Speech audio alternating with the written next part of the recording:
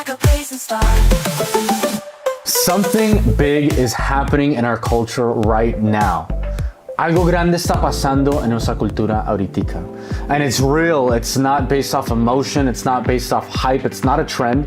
It's a genuine shift in spiritual desire and truth seeking. Algo que estamos observando ahorita es un movimiento genuino de un deseo espiritual más grande de crecer en relación con Dios y de encontrar la verdad.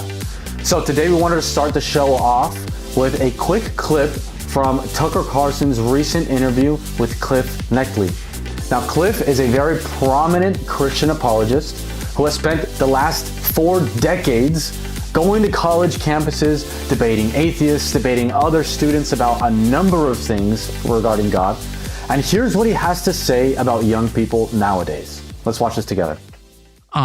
Okay, so the second half of the final question, which is about revival, there is more persecution, you believe. I think objectively you're right. Harder to quantify is revival. Yes, harder to quantify. What's your sense? All I know is the past year, I have met more excited followers of Christ on campuses than ever before. I am very excited the way young people are taking Jesus more seriously. I do not think it's a health wealth gospel. I do not think it's a think positive gospel.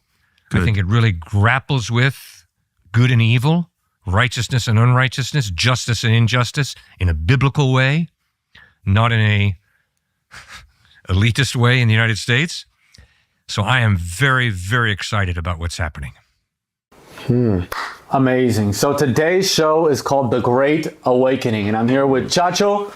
Thank you, my friend, for being here always. Of course. And hey, man, what do you think about what Cliff said? ¿Tú qué piensas acerca de lo que Cliff acaba de decir? Para resumirlo rápidamente, él está diciendo que lo que él nota, lo que él puede observar en la cultura de los jóvenes hoy en día, es que en su búsqueda del Señor es una búsqueda mucho más profunda, en que están haciendo preguntas acerca de la justicia, de la moralidad.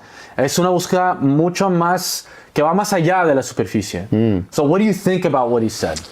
I think, you know, he said in the past year, right? Yes. And this isn't political, this is mainly spiritual. Yes. I think in the past year, to the youth out there, they've probably seen, han mirado como que there's more evil in the world, bro. Yes. Like it's darker, the world is darker. I mean, would you say they're looking for God because the world's a little darker? Maybe they're tired of this fake truth or this fake idea that you can obtain happiness through yourself or self-fulfillment. Yes. Or, you know, I mean, there's got to be something that's pushing them towards the light, right? Whatever that may be. Right? I mean, what would you say about that? Well, you said 2 things that are very important. Dice 2 cosas muy importantes ahí. The world has gotten darker. Yeah. If there's anything that's clear right now, si hay algo que está claro ahorita, is that there's evil in this world. Yeah. Nobody can deny that, right? And a lot of people react to that differently. A lot of people become angry with God. A lot of people come to the conclusion that if evil exists, how can God exist, right?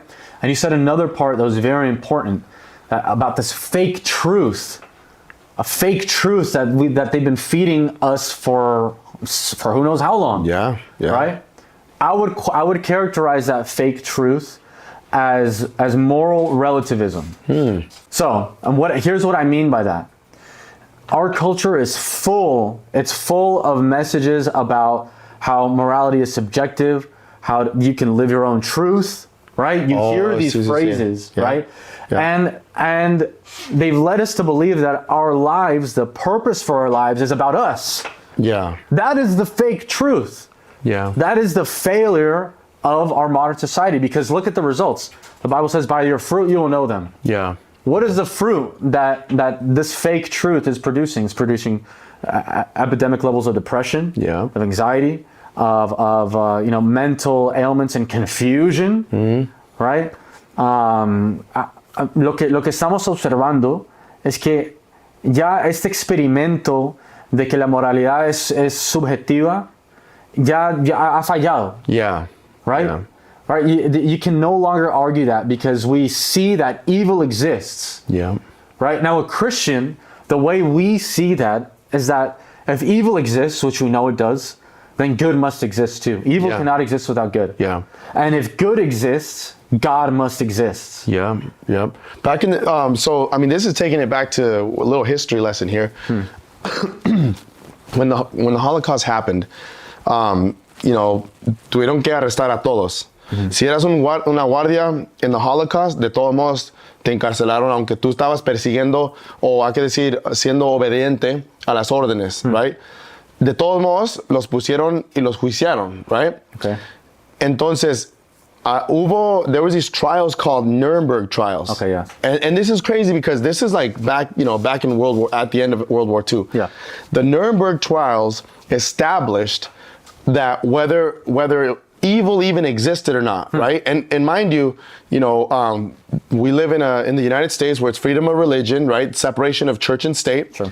Entonces tuvieron que clasificar qué de veras es algo malo, right? Si de veras hay como malicia en este mundo. Right. Y pues malicia, right and wrong, evil, good, in a secular judicial system, you're not supposed to get holier than thou. Like, nunca debes de toparte con decir, oh, pues, eso no está bien en los ojos de Dios. No, dude, like... Our culture is allergic to that. Yeah, our culture is supposed to be a secular separation of church and state.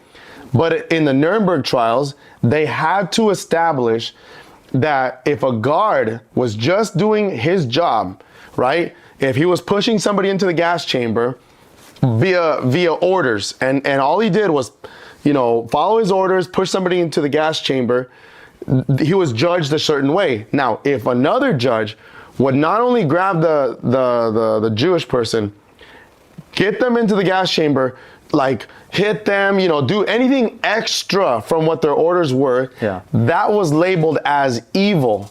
And so in the judicial system, now there is a good and evil. Now there's malice, now there's negligence, there's gross negligence.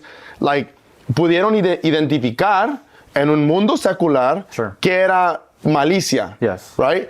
Entonces, según aprendimos eso, World War II, we learned what good and evil was. Miramos qué de feo se puede poner el mundo, en un mundo que se separa Dios hay que decir, pues del gobierno, right? And look what happened to Germany in World War II. Their self-fulfillment, right? Aryan Brotherhood, the Alpha race, right? They were so, it was an atheist government, dude. So, llegamos a entender que en ese tiempo, like, los resultados de ser como egoísta, de que this race is better than this one, or whatever, the results of that is literally a Holocaust, a genocide. Yeah. Right? And so, okay, we forgot that. Se nos olvidó. However many years later, here we are again having to relearn that there's genuinely evil in this world. Yes. There is people that will celebrate the death of a person for advocating, let's say his moral beliefs. Right. Gets shot. Good for him. That's what he deserves. Wow, dude. And you're touching at the heart of the issue, and why I think so many people now are coming to the conclusion that evil exists in this world. Yeah. And again, this is not political, this is spiritual, right? Charlie Kirk's death was a flashpoint in our culture that revealed the hearts of everybody. And personally, I was baffled to see where people really stood morally, right? And again, look, this is not about us thinking that we're better than anybody because we're Christian. That's the opposite of that. Yeah. It's the recognition that we are fallen, that our nature is fallen, and we need a savior. Yeah. Right? So, in the aftermath of Charlie Kirk's death, you could clearly see anybody with a sense of morality could say that was evil. Yeah. Yeah. But the problem is we live in a post-truth culture, right? El problema es que ahora vivimos en un mundo donde todo es relativo, lo bueno lo llaman malo y lo malo lo llaman bueno. Yeah. Right? It's all subjective. Yeah. Right? Entonces, en situaciones así, en eventos así como esos, se puede ver el corazón de la gente. Yeah. Right? Yeah.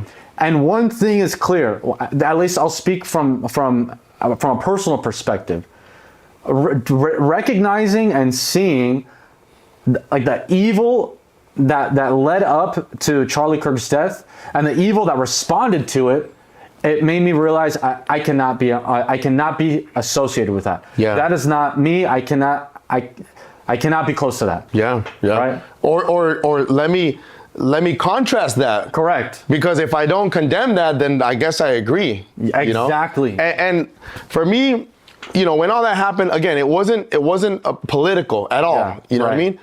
And we've talked about it before, but I think the emphasis of the Great Awakening that, you know, we want to like talk about is now I'm a little bolder to say, yes, look, man, if you advocated for somebody, a father, to be shot, if you advocated for a father to be shot, you know, and to say, oh, well, it's because they are racist. Okay. You're calling me racist then. Like you would group me with, you know, let's say with all Christians then, or what? Like, right. You know, this whole grouping and not wanting to take responsibility to say, you are capable of pulling that trigger yourself. Like, listen, if you don't condemn those actions, right?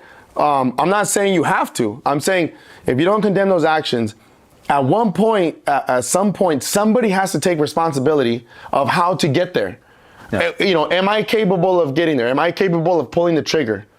It's like, oh, I mean, well, don't group me with that, you know? Like they just throw us, you know, in a section of Christians or non-Christians, you know? Yeah. No quieren como tomar responsabilidad. Yeah. You know? And so, en eso, y diría yo, la gente se enfadó. ¿Sabes qué? Yo no me embarres en eso. Yeah. Like, yo voy a decir que eso no estuvo bien y pararme ahí en la verdad, you know? Correct. And so ever since that, I felt like I've had, you know, relatives and, you know, friends from church, whatever, like really stand their ground, dude, and be like, nope, I condemn that, dude. Right. That was not okay. Yes. And from that, like you said, that flashpoint, como que ha cambiado las cosas. Yes. Our Friday night prayer at church, dude, like our Friday night prayer is like, it's crazy now, dude.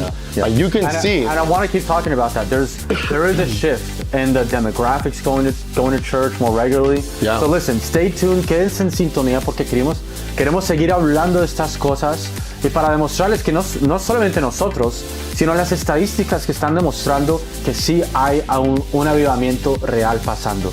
We'll see you guys in just a second.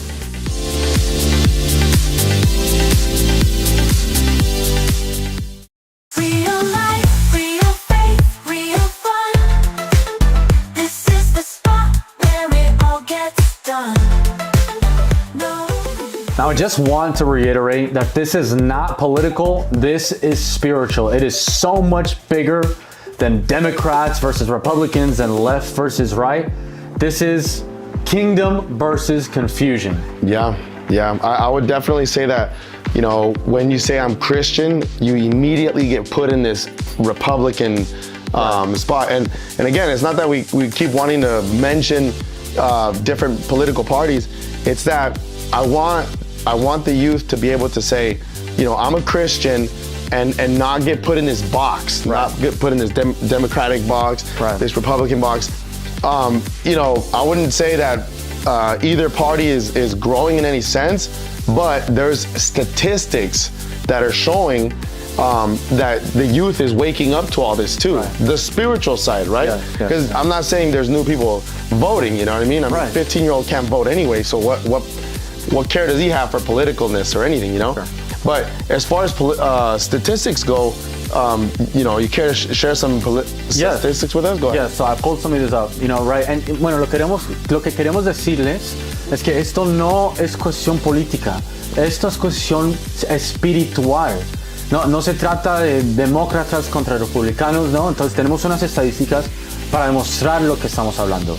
So, a study by Barna Group found that 66% of U.S. adults say they made a personal commitment to Jesus that remains important today. That's up 54% from 2021. Wow. Huge. That's the huge. growth is strongest among younger generations, Gen Z and millennials. For example, Gen Z men, their commitment rose about 15 percentage points since 2019. Wow. Amazing. Church attendance, Huge. So younger generations are now among the most regular churchgoers, more than older people. Wow. That's fascinating for me, No right? Especially because way. at my congregation, it's an older demographic. Yeah. Right. Yeah. And so we're a smaller church, and so that gives me a lot of hope. Yeah. Right. Now, for example, Gen Z between 18 and 28, they attend an average of 1.9 services per month, as opposed to boomers or elders that attend an average of 1.4 services a month. So every couple months, they might go to like 2 services. Wow. As opposed to younger people who are going about twice a month. Jeez, man. Right? I would definitely say, our church, the youth side, the English service side, which is mainly geared towards the youth. Yeah. Our church, glory be to God, man. It's overflowing. They have 2 services, Oh, right? beautiful. In the beginning, it was like 1 service. It was like halfway full. And then they had 2 services where they were both kind of stagnant. The 8 o'clock was a little bit not as populated. But dude, this past Sunday, the 10 o'clock service, the 10:30 service was overflowing to outside. That's amazing. Right? And again, it's not we would say it's spiritual in the sense of like young people are deciding to take on that cross, and like mainly all the ushers, all young people. I have friends that their kids show up at 7 o'clock in the morning. Church don't start till like 8 o'clock. They show up at 7 o'clock in the morning, and they're ready to start serving. They set up the chairs and start greeting people at the door. And I feel like because the youth has taken their place, and it's crazy because that Hosanna song, how does that lyrics go? I see a generation rising up to take the place. Rising up with to take their selfless place. faith. Oof, man, that hits deep. Speak to us, Lord. Yeah. So, let's say our youth, like, como que se pusieron las pilas y pues ahora ellos están atrayendo otros jóvenes. Sí. Como que porque ellos empezaron a tomar las cosas más en serio, y no tienen que ser muchos. Con unos 5 que han, like, de veras le han entregado su corazón a Dios, like, han atraído a muchos jóvenes. Right now there's Bible study groups at our church where, like, there's Bible study leaders that are young people, and I'm telling you, like, this phenomenon of this great awakening is happening, obviously, like, because of God, right? Because of his goodness, but mainly is because young people have started to incorporate themselves into the church. Yes. And now they bring this different angle. Yeah. They're funnier, they interact with social media better. They make better memes, they make better videos. They know how to engage with their own peers. Yeah. I mean, there's also there's that reason too, no? Yeah, okay, so here's some more really powerful statistics. Aquí hay más datos muy importantes.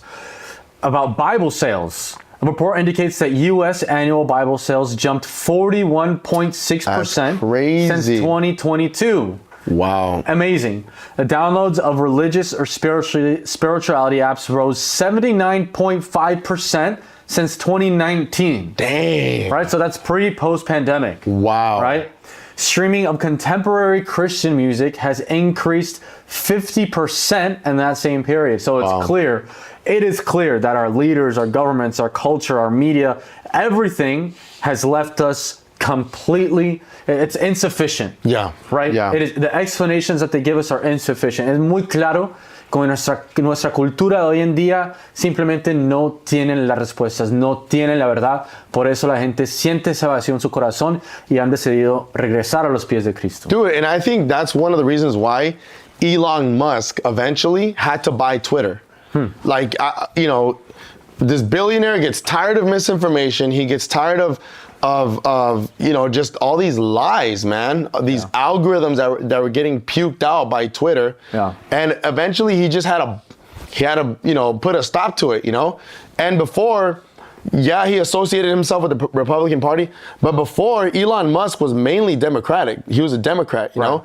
But it wasn't even Democrat or Republican that he was after. He just wanted he wanted, the truth to be spoken. Yeah. And he's not a Christian by no means or anything. Right. But anybody in the secular world, anybody, cualquier amigo que tengas, lo que sea, si de veras tienen un corazón de querer perseguir y descubrir la verdad, siempre lo va a apuntar a Dios. Like, no matter what you're looking for, you could be in any moment of your life, you could be, anything.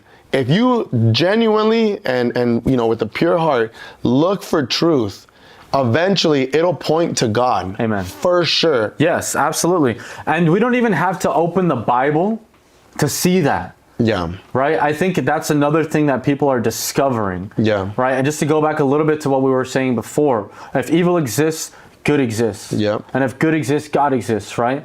So these conclusions that people are coming to, God is real and he's active in our lives, right? It's not a matter of the Bible told me that and now I believe it. It's a matter of discovering that for ourselves in the culture. Yeah. Right? And I love what you just said.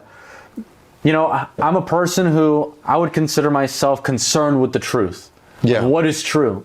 Right? And I know I'm not the only one. I know that there's many people out there like that who are concerned with the truth, but they come to different conclusions. Yeah. Right? Yeah. Right? Pero what todos están buscando, right? Exactly. Yeah. So what I can say is that if you are a person who is relentlessly seeking the truth, it's always going to lead to the same place, and that is Jesus. Yeah. Right? And that is totally foreign to our culture. People hear that, they turn it off. I don't want to hear that. Y ahorita esta generación, obtener información ahorita, buscar la verdad ahorita. Right. Bro, you have ChatGPT, you have Google Gemini, you have Grok. Right. Like, de que tienes excusa de que no has tratado de, hallar algo más mejor, there's no excuse, bro. Right. And honestly, because information is so readily available, because it's easy to debunk something, it's easy to look something up, if you're curious about whether the Bible is real or not, okay, look up the history of the Bible. It'll take you right back to the history of mankind, secular history of mankind. Right. And now people are are able to just ask chat, show me the history of the Bible, and bam, there's an actual. It's as real as the 4th of July, 1776. There's no denying it. And back in the day, people would just take people's word for it. Right. You know what I mean? Like, it was easy to listen to that atheist science teacher that you had, that, in his defense, I'm sure he was listening to his prior scholars and whatever it was. But now that wasn't enough for our youth. Right. Like, como que no les llenaba su vaso, you know what I mean? Right. Y ahorita, yo diría, ahorita hay nuevos pastores que están entrando a las iglesias, están más jóvenes, right? So, no es de que la palabra ha cambiado, right? No es de que el mensaje ha cambiado, la doctrina ha cambiado. Se ha quedado igual. Yeah. Pero como que yo me acuerdo antes, mi papá tenía que explicarle a la gente, doctrina. Yeah. Right? Explicarles, así se interpreta, how do you say, interpret? Así se interpreta esto. This is how you interpret this Bible verse, and look, this other Bible verse confirms that. Right. Now the youth, again, they have so much information that they're able to just look it up for themselves, make their own decision, and their pastors are more relatable, their youth leaders are more relatable. All that, the old way of thinking is leaving. It's gone, dude. In that interview that Tucker did with Cliff, one of the other things that Cliff mentioned is that, 20 years ago, he used to get a lot more questions about the existence of God. Yeah. And he said nowadays he hardly gets those. Yeah. And instead he finds himself speaking to people and they want to know more about the evidence for Christianity itself. Wow. Yeah. Right? So that, to me, along with all the other statistics we shared, gives me a lot of hope. It inspires me and it convicts me to continue to push in this direction, to continue to relentlessly seek the truth. Yeah. Right? So we're going to continue on this next segment, sharing a little bit more about our personal revival stories, because we believe that those are also important and valid. So stay tuned. Ahorita vamos a hablar un poquito sobre nuestras propias historias de avivamiento. y cómo eso a lo mejor les pueda impactar a ustedes. Quédense en sintonía. We'll be right back.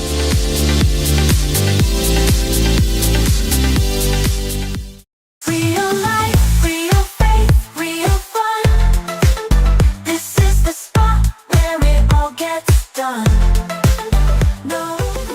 Okay, guys, so in this segment, we're talking about awakening means taking responsibility, right? So, how do you personally feed the flame God put in you? Ephesians 5:4 says, "Awake, O sleeper, and rise from the dead, and Christ will shine on you." Oh. So how do you feed that flame? What do you do to help this revival, man? The answer to that is to engage in your spiritual practices. Yes. Right? The general answer is to stay close to God. There are so many things in this world that are trying to separate us from God. Yeah. The fundamental answer is to stay close to God. Continue to hold His hand, ask for guidance, pray on a daily basis. The Bible says that Jesus woke up before the sun to go to the secret place where He would pray. Right? So seek that every morning. Seek that. Seek God's presence. Ask Him to guide you on your everyday. Yeah, okay. Puede ser, decimos, no, pues, es emoción, right? Ahorita, hace 5 años, they started putting out these statistics. Es pura emoción, right?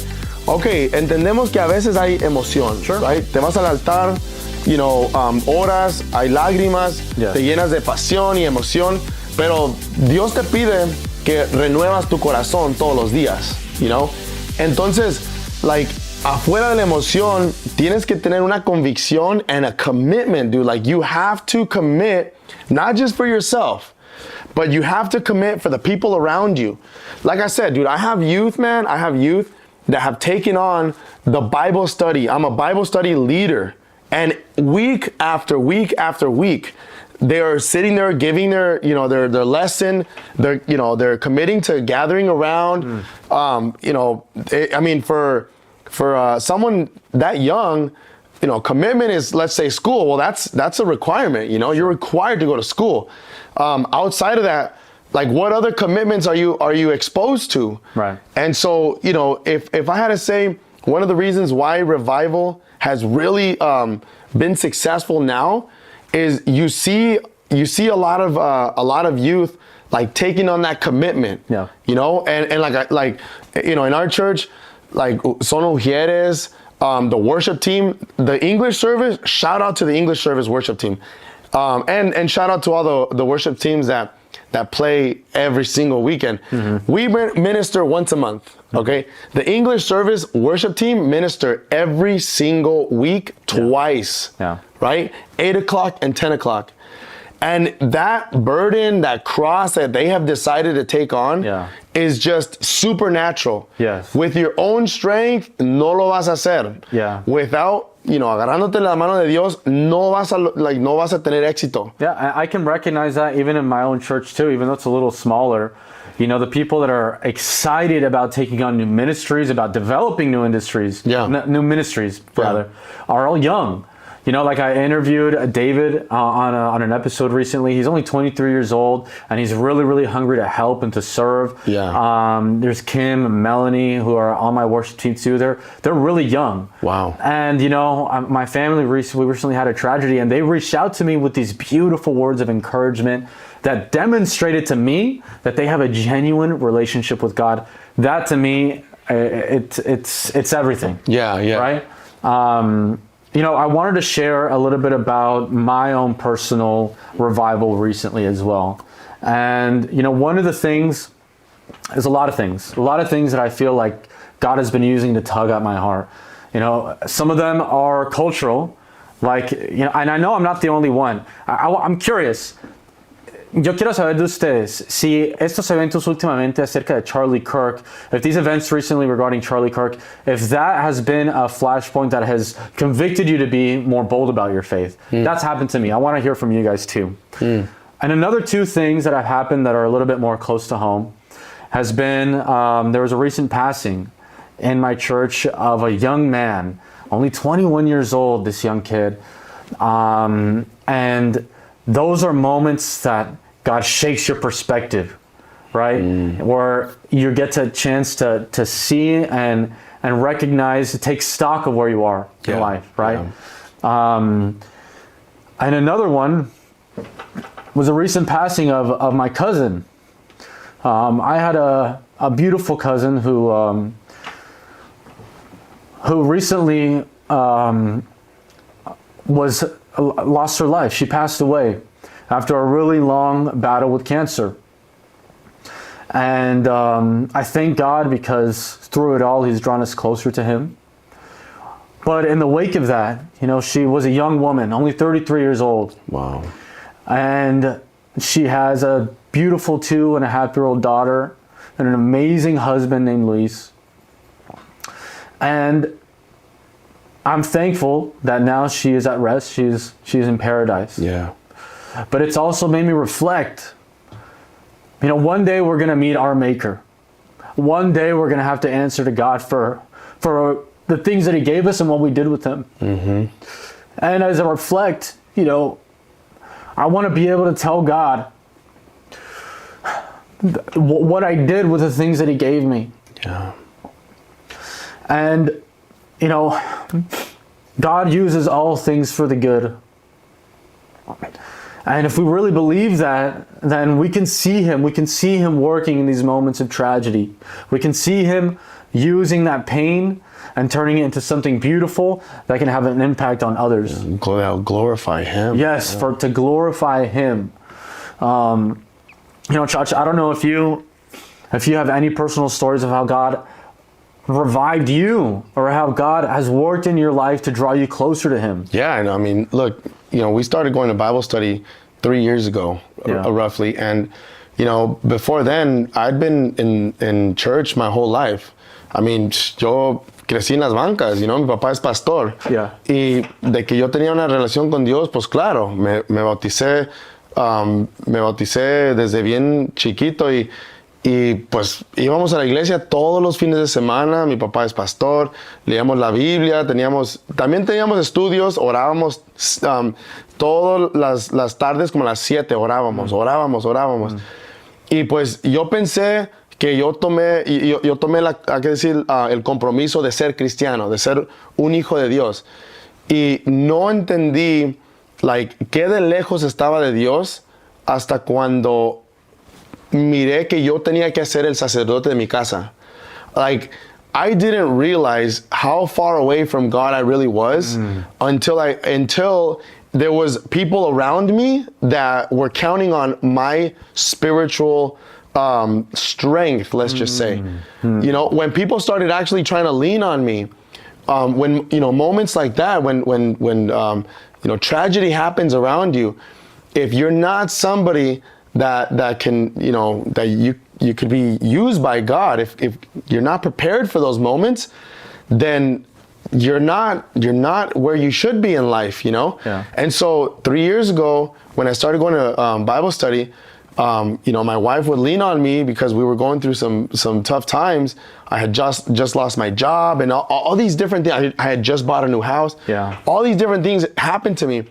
And then I realized that I wasn't who I needed to be at that moment, I was hit with suffering. Yes. I was hit with suffering and I wasn't ready for it.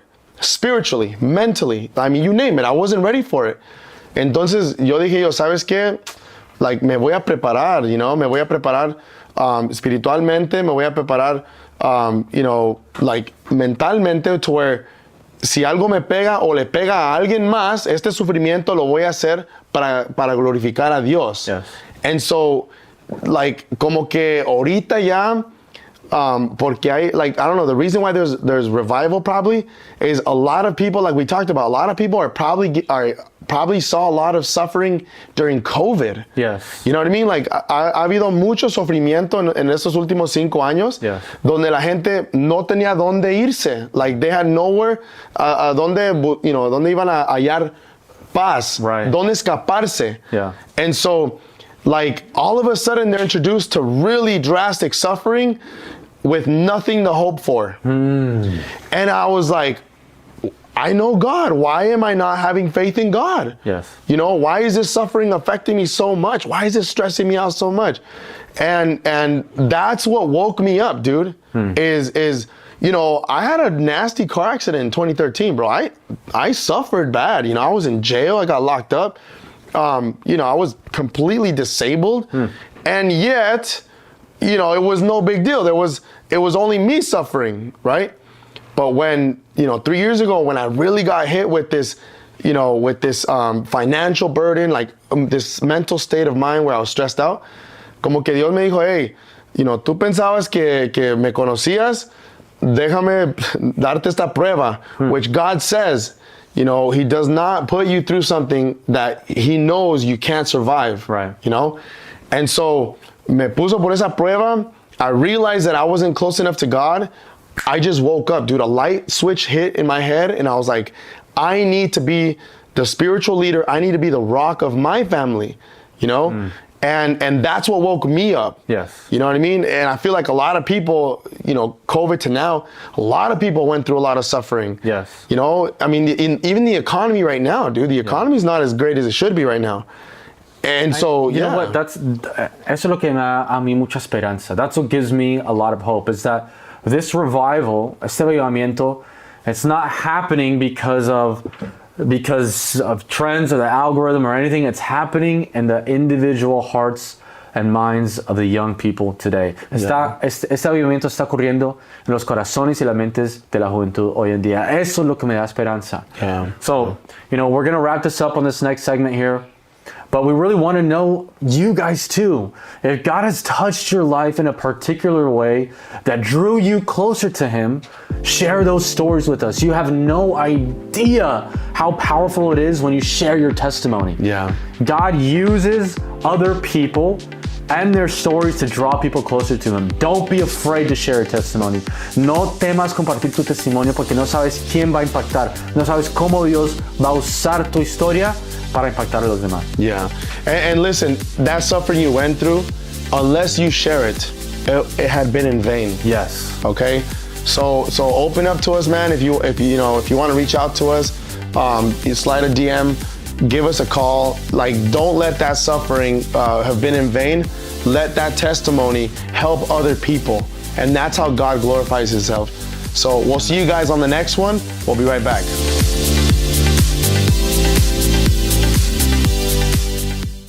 Real life, real faith, real fun. This is the spot where it all gets done. No. Now, we wanted to find out if what we're seeing and if what we're observing is true. We don't want to just take our word for it, or ChatGPT and whatever that says. We wanted to go out and actually speak to people who are going through this and see if they're experiencing a shift, if they're experiencing a change in the spiritual tide. Ahora, nosotros quisimos ir a preguntarle a la gente si esto es algo que ellos han observado también.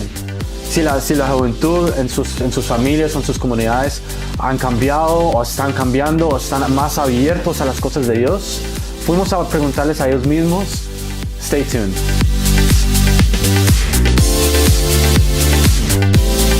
So guys, we're here to ask people today a few different questions. And the goal of today is just to see what people think. If they're also noticing lots of young people going back to church, what they think of that, is that a good or a bad thing? And we're excited to see what people say. Let's go. Hey, we had a quick question for you guys. We were just wondering if you guys have also noticed that a lot of young people are going back to church or not. You guys haven't noticed that? I think it depends on the community. On the community? Okay. Well, what do you guys think? Is that a good thing or a bad thing that young people? It's a good thing? So one of the things I've been asking people is, do you guys think that it's just a trend? Or do you guys think it's that this generation is actually spiritually hungry for something deeper? It just depends, to be honest. If people want to believe in God, they will. But if they do it for the trend, it's not really worth it. Got it. Okay. Well, hey, I appreciate you guys. Thanks so much. Yes, sir. Take care. They've also noticed a lot of other young people going back to church. Yeah, have you noticed that yourself? Yeah, I have. Yeah. What do you think of that? Is that a good thing, a bad thing? I think it's a great thing. Yeah, it's a great thing. Where do you stand on that? I think I'm trying to get into more God myself. Okay. I'm trying to attend more church lately. Read Okay. more holy texts. Okay. And I think it's great that big communities and other people are now trying to share just that moment. Yeah, yeah. That's beautiful. Has there ever been a moment in your life where you felt God was real to you? I think it's when I got into a car accident with my mom right here. Okay. Hello. That, Hello. Hi. that we survived such a wreck because it was really bad. And Yeah. good thing we didn't get any injuries or anything. I felt like God was just there to protect us and that Yeah. we needed more often. Amen. Beautiful, beautiful. Well, hey, thank you guys so much for your time, and God bless you. Me too. Thank you, guys. Hey, we had a quick question for you guys, if that's okay. Yeah. How old are you, by the way? 16. 16, okay. We had a question. We wanted to find some young people, and we were wondering if you guys have also noticed a lot of young people going back to church. Yeah. Yeah? What do you think of that? Is that a good thing or a bad thing? Yeah. It's like the more like the younger they are, it's like the more they learn. Yeah. And the more they're committed to it. Yeah, yeah. Where do you stand on that? Yeah, I stand. Yeah, yeah. Has there ever been a moment in your life where you felt like God is real, like God has manifested himself? Yeah, I've always felt that. Okay, okay. That's great. Now, let me ask you this. Being that our generation is on their phones a lot, do you feel like social media has helped or hurt that I cause? think it's like neutral. Okay. There's some people that just don't believe and they still don't believe, and then Yeah. more people have come to it because they've seen the posts about it. Yeah. So do you think it's possible that, this generation is seeking something deeper, or do you think it might just be a trend? I think it's seeking something deeper. Good. Okay, beautiful. Well, hey, I really appreciate your time, my friend. Take care. Hey, good afternoon, guys. We had a really quick question, if that's okay. We were wondering, how old are you guys, by the way? 21. 21? 22. And 22. Beautiful. So we were going around asking some other young people if you guys have also noticed a lot of people going back to church. I mean, I go to a Christian campus. Okay. I go to Cal Baptist. I've seen it a lot. Yeah. Very prevalent. Yeah. Thinking about, yeah. Okay, beautiful. So you've noticed it in your own life. You go to a Cal Baptist, you said, right? Yeah. So let me ask you this: do you think that this is like an actual desire to seek something deeper, or do you think it's possible that it's just a trend among the youth right now? I think it is something, to seek something deeper. Yeah. I think especially now there's a lot of depression going around Yeah. and kind of that emptiness, and I feel like now a lot of teens and I guess you could say young adults are starting to realize that it's Jesus missing from their life. Yes. Yeah, that's Beautiful. what I think. Beautiful. So let me ask you this, if that's okay. What was a moment, or has there been a moment in your life where God has really shown you that He's real? I think a moment where he really showed me that I was real was just weirdly enough more in an academic setting. Yeah. I've thought about probably when I was about 17, 18, I really started to question if God was really real. Yeah. And it wasn't until I actually got into, not a debate, but I guess you could say a discussion on kind of where God really came from. And it's kind of like if you try to disprove God, you're kind of breaking science at that point. Right. Okay. Especially since, you can't, I think it's a law of physics where you can't create or destroy matter. Right. So if that's the case, then how did the Big Bang happen? Or how did something like that happen? Yeah. So I think that's for sure where I realized God, at least there has to be a God, and especially just following my faith and growing up going to church just kind of further cemented that. I love that. And it resonates a lot with me because I'm 30 years old now. But when I was younger, I went through a very similar experience. When I was in high school, there was at the height of the new atheists, like Richard Dawkins and Christopher Hitchens, all those guys were at their peak, right? I was very swept away by that movement, and I consider myself an atheist for about 7 years, right? But through the same means, through my desire to seek the truth, I also found God. So I really appreciate your answer. What's your name? Javier. And what was your name? Isabella. I really appreciate you guys' time today, and I appreciate your thoughtful answer today, Javier. So God bless you guys, and I appreciate you. Thank you. Thanks for your time. Just first and foremost, how old are you, my friend? 28. 28? Okay, so I'm 30 years old. Well, we were asking people if you guys have noticed a lot of young people going back to church or not. Yeah. Yeah? And what do you think? Is that a good thing or a bad thing? It's a great thing. It's a great thing. Okay. Has there ever been a moment in your life that you felt like God was real? All the time. All the time. Beautiful. So one of the things I've been asking a lot of the young people is, do you guys think that this desire to seek God, do you think it's just a trend, or do you think it's actually a desire to seek something deeper? I think it's an actual desire to seek something deeper. And what do you think? Why do you think people are getting pushed to do that? Probably just the times. Yeah. There's lots of evil in the world. Yeah. I get that. Well, hey, what was your name? Ryan. Ryan. I appreciate your time today, Ryan. And yours? My name's Camilo. Camilo? Yes. Thank you. Yeah, I appreciate it. Take care, Ryan. God bless and have a happy Thanksgiving. I was just wondering, how old are you guys, first of all? I'm 26. 26? 29. Okay, cool. I'm 30. So we were going around asking other young people if you guys have also noticed a lot of other young people going back to church. Tough, actually. I don't think I've noticed people around my age going back to church. Okay. I feel like it's quite like a little bit the opposite, even though I was like raised religious and Yeah. like implemented by our parents in there. Yeah, yeah. I kind of noticed that throughout my life. It was more like the people my age was kind of disconnecting a little Yeah. more from the church. Yes. I had a very similar experience growing up where, I was an atheist for like 7 years and I'm 30 now. And, I've come back to Christ. But I'm curious, like, do you guys think there's a lot of data that shows that the young people are going back to church? I'm curious, do you guys think that's a good thing? It's a bad thing? What do you guys think about that? I think it depends on everyone. Okay. It depends on like how it's also structured and like where you're going. Yes. Like, people there. Yes, of course. I think it just depends on how like it's gonna come out. Yeah. So what do you guys think it is that's pushing young people to want to go back? Like, what do you think it is about this generation? What do you think they're seeking? The economy? Yeah, of course. I mean, same thing as well as the pandemic, right? Like a Yeah. lot of people were going through like a lot of mental health Yeah. issues, a lot of problems, and then Yeah. you're not being able to go out or like getting out as much could Yeah. also have been like pushing them to find a reason or to find a Yes. motive for them to Yes. keep going, and not just stop there. Yeah. Like a lot of the situations that we have lived through Yeah. have pushed people to find a purpose, whether it's through church, Yeah. whether it's through doing other means. Yes. It pushed people to just try to find or something Yeah. to follow or someone to follow. Yeah, that makes sense. And maybe I can ask you this, has there ever been a moment in your life where you felt like God was real? It felt a lot like that when I was growing up, right? Like as I said, it was like implemented in our lives Yes. and always been Catholic and always Okay. given to God. Yeah. Throughout my childhood, it did feel like that. Yeah. Like there's always been someone there. There's always Yes. always someone there. Yes. Okay. Hey, could I ask you the same question? If there's ever been a moment in your life where you felt like God was real to you? There's been times, but I feel Yeah. like I grew up more Catholic, so it's more like I see things differently. Like Yeah. I do prayer and I do my things. I do it. Yeah. So, but Okay. more like private. Yeah. Of course, everybody's relationship with God is personal and different. I understand. Yeah. Well, hey, I really appreciate your guys' time and I wish you nothing but the best. God bless you guys and have a happy Thanksgiving. You too. Thank you guys. My question was about young people. We were wondering if you've also noticed a lot of young people going back to church. Yeah. And what do you think? Is that a good thing or a bad thing? Good thing. It's a good thing. Okay. How old are you, if you don't mind me asking? 27. 27. Okay, I'm 30, so that's why we're asking a lot of other young people. So we were wondering, being that it's something happening in the youth, do you think that it's like a trend, or do you think this generation is actually seeking something deeper?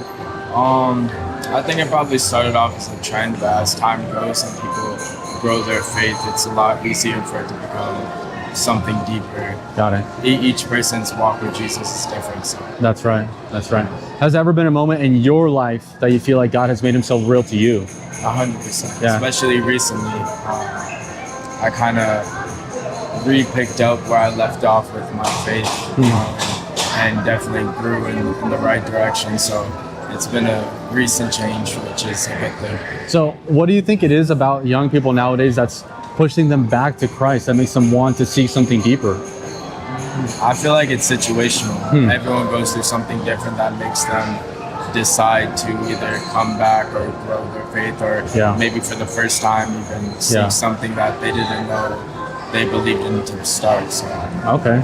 Well, hey, what was your name? Bryce. I'm Camilo. I really appreciate your time, Bryce. God bless you, my friend, and have a happy Thanksgiving. So we came today, and honestly, we were expecting like a little bit more pushback or maybe a wider variety of opinions.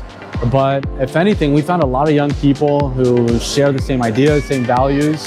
And if anything, I feel like it's kind of proving that point that we're making, that this generation is seeking something deeper, and all of them are finding their own way to it. But the bottom line is that people are seeking Christ. So thank you guys so much for watching. Okay, guys, if God is working in you in this great awakening, and you're asking yourself, what's the first step I can take, right? I'm not gonna make you do anything crazy. All I ask you to do is do what I did. start being honest, okay? This next week, esta semana, nomás di la verdad. No exageres, stop lying, don't stop exaggerating. Even if you're not okay, stop lying about it. You know, the first step to getting to know God is being real. God wants you to be real. You know, praying, all that stuff aside, God wants you to be genuine. He wants to be to yourself. He wants to get to know the real you. So if you can go 1 week, I challenge you, 1 week without telling one lie, it's gonna be hard. I mean, I have trouble with it every day. But try to be honest for 1 week and see what it does to your spiritual life. Let me know how it goes, guys. Comment in the section below, and we'll see you next week. Signing off, there is something happening. The Great Awakening. Chacho, thanks so much. Real life.